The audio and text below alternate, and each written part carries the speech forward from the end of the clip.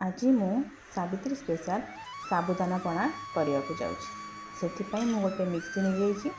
Mixie रे कुछ save को छोट छोट कर काटी पकई तापर नड़िया को छोट छोट कर काटी पकई से अंगूर कमला आउ कदली पकई।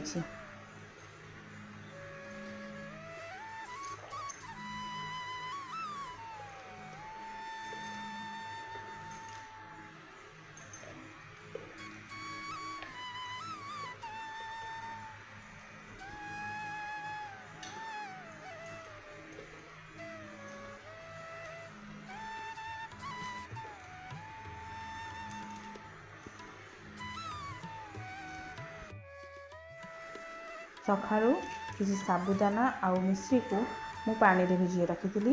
से साबुदाना आउ मिश्री पानी को दे मु फल आउ साबुदाना गुड़ी को भल से ग्राइंडिंग करदेली।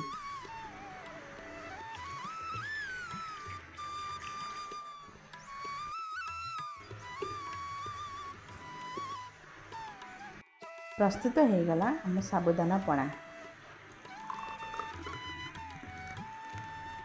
जदि वीडियोटी आपण मानक भल लगी ताले मो चैनल को सब्सक्राइब करेंगे, लाइक शेयर निश्चय करेंगे।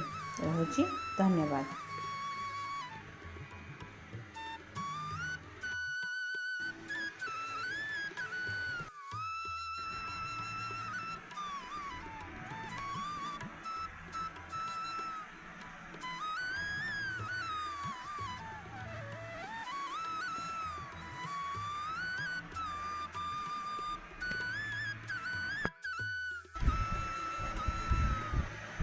मामा टेस्टी अनेलु टेस्टी